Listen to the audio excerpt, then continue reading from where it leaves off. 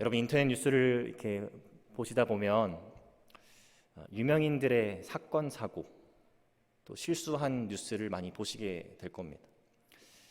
여러분들께서 한번 지금 내가 그 유명인 중에 한 명이라고 한번 가정을 해보시고 음주운전 사고라든지 성폭행 사건이라든지 이런 굉장히 큰 죄를 저질렀다고 한번 생각을 해보십시오. 여러분들의 동료 국회의원 또 동료인 사람들이 여러분들의 그러한 잘못을 보고 어떤 생각을 할까? 어떤 생각을 해야 될까를 한번 지금 생각해 보시겠습니까? 우리가 어떤 사람들이 했던 잘못들, 큰 잘못들, 작은 잘못들을 보면서 사실 우리는 그것을 이제 비난하거나 또 잘못됐다고 말하는데 가장 먼저 마음을 쏟을 때가 있습니다. 근데 우리가 타인의 실수, 잘못을 바라보면서 꼭 들어야 되는 생각 중에 하나는 무엇이냐면 그것을 반면교사 삼아서 나는 동일한 실수를 꼭 저지르면 안 되겠다. 그래서 동일한 결과가 나에게 오게 해서는 안 되겠다 하는 마음이 꼭 들어야 합니다. 만약 그러한 사건들을, 그러한 잘못들을 보고도 우리가 반면교사 삼지 못하고 동일한 실수를 저지르고 동일한 결과를 맞이하게 된다면 그것만큼 미련한 것은 없는 것이죠.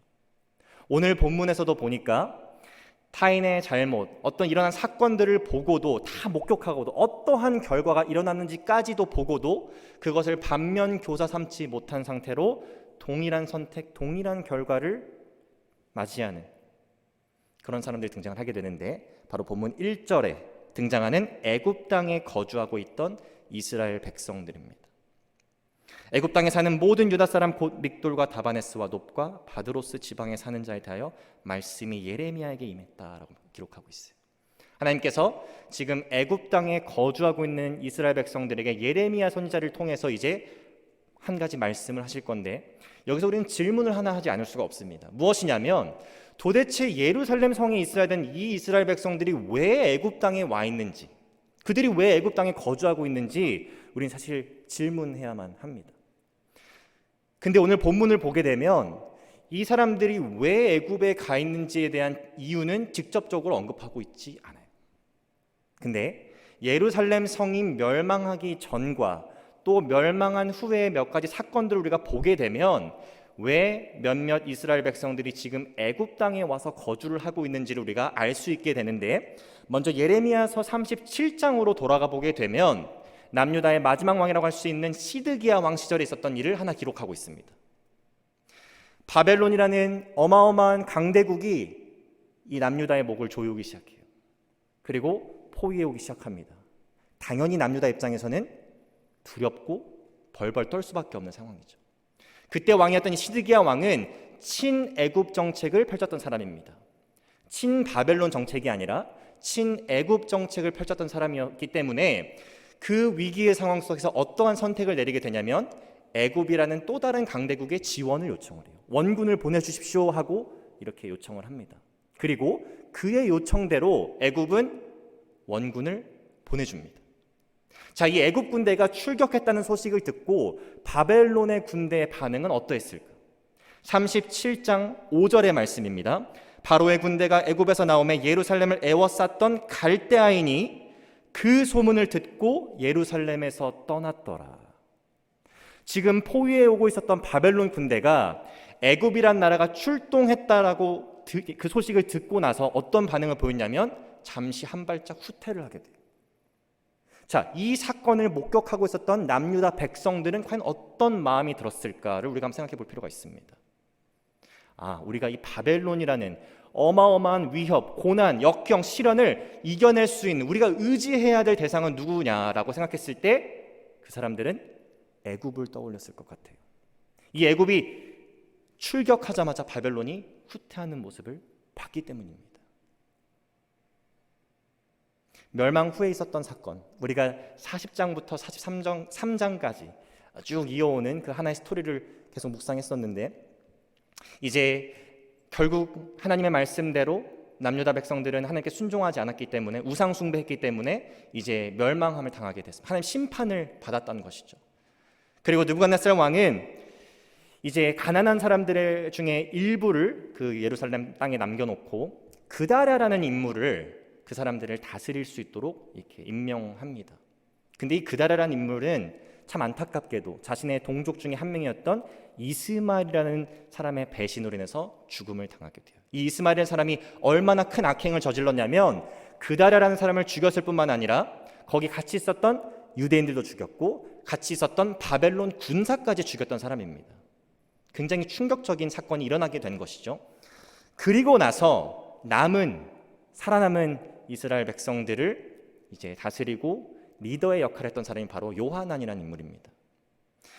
자, 생각해 보십시오. 바벨론의 왕이었던 느부갓네살이 임명한 그다랴가 죽게 됐습니다. 그리고 자신이 보내놨던 일부의 바벨론 군사 또한 죽게 되었습니다. 바벨론의 왕인 느부갓네살 입장에서는 어떻게 생각할 수 있을까요? 얘네들이 나한테 지금 반항하려고 하는구나, 문제를 일으키려고 하는구나 라고 생각할 수 있고, 또 그 결과로 인해서 이스라엘 백성들을 칠 수도 있을 것입니다. 남은 요하난과 이스라엘 백성들은 그것을 두려워했던 것 같아요. 그래서 어떠한 선택을 내리냐면 애굽으로 가야겠다라고 생각을 하기 시작합니다. 사실 그 전에 예레미야를 찾아가서 우리가 지금 어떻게 해야 하는지 하나님께 한번 기도해서 여쭤봐줘라.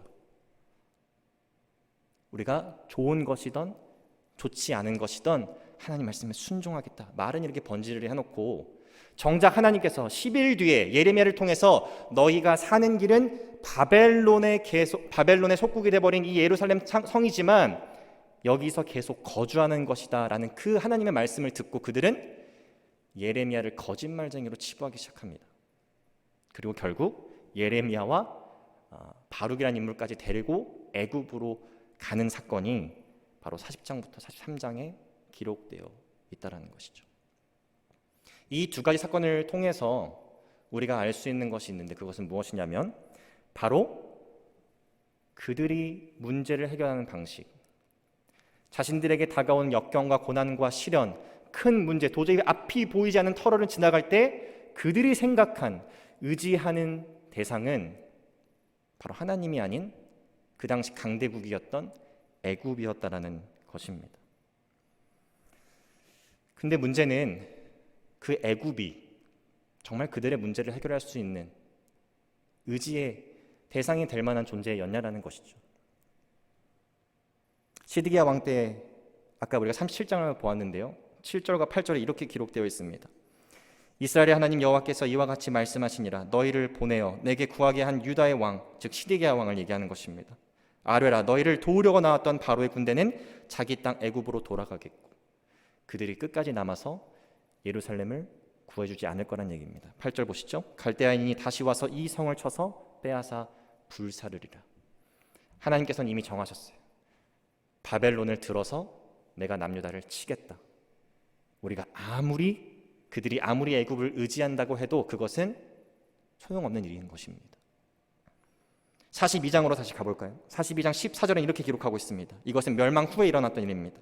또 너희가 말하기를 아니라 우리는 전쟁도 보이지 아니하며 나팔 소리도 들리지 아니하며 양식의 궁핍도 당하지 아니하는 애굽 땅으로 들어가 살리라 하면 잘못되리라. 지금 예레미야가 그 남은 자들, 요한안과 남은 자들에게 지금 얘기하고 있는 거예요. 너희가 지금 애굽으로 가면 전쟁도 없을 거라고 생각하고 또 양식의 궁핍도 당하지 않을 거라고 생각하고 평안만을 얻을 수 있을 거라고 생각하지만 너희가 잘못되리라. 너희가 지금 애굽 땅으로 가는 선택을 하게 되면 너희는 멸망할 것이라는 것을 지금 분명하게 예레미야를 통해서 하나님께서 말씀하고 계신 장면입니다. 여러분 이게 보이시나요? 사람들이 생각했던, 지금 이 당시 이스라엘 백성들이 생각했던 문제 해결 방식, 고난과 역경과 위기를 해결하는 방식과 하나님이 지금 보여주고 계신, 제시하고 계신 방법은 너무나도 큰 괴리감이 있다는 것입니다. 자, 그렇다면 멸망 전에도 그렇고 멸망 후에도 그렇고 무엇이 이렇게 이스라엘 백성들로 하여금 안타까운 역사를 반복적으로 경험하게 하는 것일까? 이것을 질문하지 않을 수 없는데 오늘 본문은 그 원인을 무엇으로 제시하고 있냐면 과거의 실패로부터 교훈을 깨닫지 못하는 영적인 무감각함, 그것을 원인으로, 이유로 제시하고 있습니다. 그 내용이 바로 2절부터 6절 오늘 본문의 말씀에 등장하고 있는데요. 먼저 3절의 말씀을 함께 보도록 하겠습니다. 이는 그들이 자기나 너희나 너희 조상들이 알지 못하는 다른 신들에게 나아가 분향하여 섬겨서 나의 노염을 일으킨 악행으로 말미암음이라. 지금 2절부터 6절의 말씀은 하나님께 순종하지 않고 우상 숭배했기 때문에 멸망한 남유다 백성들을 지금 가리키면서 얘기하고 있는 부분입니다. 그들이 멸망한 이유는 무엇인가요? 너무나도 간단합니다. 다른 신들에게 나아가 분향하여 섬겨서 나의 노염을 일으킨 악행으로 말미암아. 5절에도 보니까요, 그들이 듣지 아니하며 귀를 기울이지 아니하고 다른 신들에게 여전히 분향하여. 하나님께서 남유다 백성들에게 재앙을 내리시는 이유는 하나입니다. 우상 숭배, 하나님을 향한 전적인 신뢰, 믿음, 순종을 보이지 않았기 때문이죠. 4절을 보니까 그렇다면 하나님께서는 그 상황 속에서 가만히 계셨느냐? 그렇지 않다는 것을 보여주고 계신데 4절 내가 나의 모든 종 선지자들을 너희에게 보내되 끊임없이 보내어 이르기를 너희는 내가 미워하는 이 가증한 일을 행하지 말라. 하나님께서 가만히 계시지 않으셨어요. 끊임없이 선지자를 보내셔서 돌아올 것을, 돌이킬 것을, 회개할 것을 촉구하셨습니다. 권고하셨습니다. 책망하셨습니다. 근데 5절에 보니까 그들이 듣지 아니하며 귀를 기울이지 아니했다라고 기록하고 있어요. 무감각하게 반응했다라는 것입니다. 그래서 그 결과가 어떻게 됐을까요? 6절에서 그렇게 기록합니다. 나의 분과 나의 노염을 쏟아서 유다 성읍들과 예루살렘 거리를 불살랐더니 그것들이 오늘과 같이 폐허와 황무지가 되었느니라. 정확하게 문제의 원인을 보지 못하고 하나님의 말씀을 통해서 제시된 문제 해결 방법을 받아들이지 않고 적용하지 못했을 때에 어떠한 결과가 일어나는지를 지금 보여주고 있는 것입니다. 근데 제가 말씀을 쭉 묵상하다가 한 가지 좀 흥미로운 부분을 발견을 했는데, 지금 이스라엘 백성들, 하나님의 선택받은 이스라엘 백성들은 문제의 원인도 제대로 보지 못하고 하나님께서 말씀을 통해서 주신 문제 해결 방법도 적용하지 못하고 있는데, 남유다가 바벨론에 의해서 함락되고 난 후에 바벨론 군대의 사령관이었던 느부사라단이라는 인물이 이러한 고백을 합니다. 40장 2절에서 3절의 말씀입니다. 사령관이, 즉 느부사라단이 예레미야를 불러다가 이르되 내 하나님 여호와께서 이곳에 이 재난을 선포하시더니, 자, 3절을 잘 보십시오. 예레미야가 하고 있는 말이 아닙니다.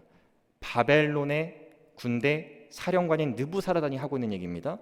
여호와께서 그가 말씀하신 대로 행하셨으니 이는 너희가 여호와께 범죄하고 그의 목소리에 순종하지 아니하였으므로 이제 이루어졌도다. 이 일이 너희에게 임한 것이니라.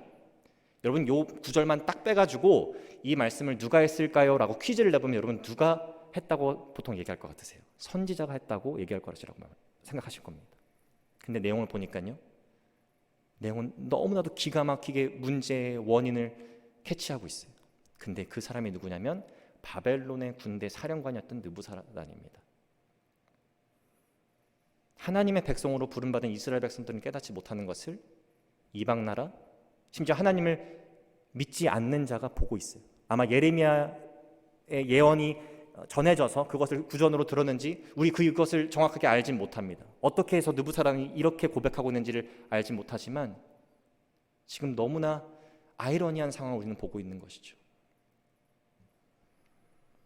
애굽의 이스라엘 백성들이 자신들의 안위를 위해서, 더 안전하고 더 평안한 삶을 위해서 애굽으로 갔다는 것을 여러분 말씀을 드렸는데, 그 내용을 보시면서 이렇게 또 질문하실 수 있는 분들이 계실 것 같아요. 아니, 그렇다면 지금 목사님이 말씀하시는 거는 이 이스라엘 백성들이 애굽으로 아예 처음부터 가지 않고 예루살렘에 거주하면서 결국 바벨론에 의해서 죽임을 당하거나 포로로 잡혀가는 것이 더 옳은 선택이었다고 지금 얘기하는 것입니까? 이렇게 질문하실 수 있는 분들 계실 것 같아요.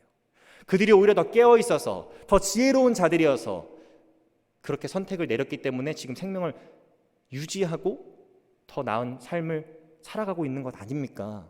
이런 생각이 들 수도 있을 것입니다. 근데 오늘 본문 7절부터 10절의 말씀을 보게 되면 애굽에 피난 온 사람들, 이주한 사람들이 이미 예루살렘 성에서 죽거나 포로로 잡혀간 사람들보다 더 뛰어나거나 더 지혜롭거나 더 의로운 자들이 아니었음을 분명하게 기록하고 있습니다.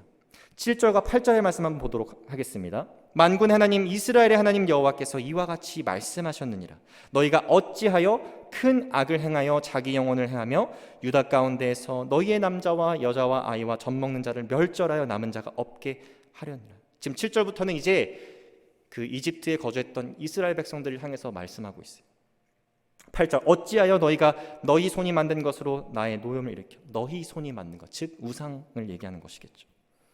너희가 가서 머물러 사는 애굽 땅에서 다른 신들에게 분향함으로 동일하게 등장합니다. 아까 2절부터 6절에서 남유다 백성들이 했던 것을 기록했듯이 지금 애굽 백성들이 어떠한 자세로 하나님을 대하고 있는지를 보여주는데 동일하게 우상 숭배하고 동일하게 하나님의 말씀을 거역하는 그런 삶을 살고 있다는 것이죠. 그래서 9절에서 다시 한번 책망합니다. 너희가 유다 땅과 예루살렘 거리에서 행한 너희 조상들의 악행과 유다 왕들의 악행과 왕비들의 악행과 너희의 악행과 너희 아내들의 악행을 잊었느냐?